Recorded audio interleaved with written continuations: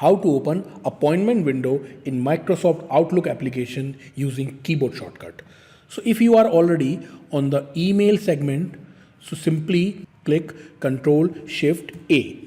That will automatically forwarded you to the appointment window and you can create your appointment here.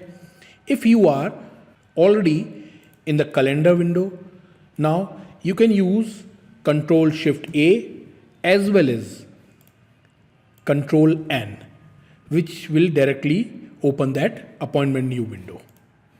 There is another method. If you are on your calendar window, simply hit Alt H N. That will also open the appointment window. And if you are on the email window, you have to simply first click on the Control 2.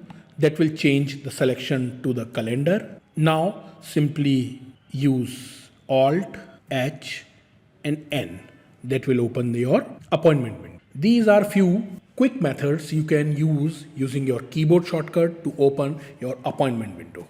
If you like this video, please like, subscribe and share the video with your office colleagues and friends. Thanks for watching.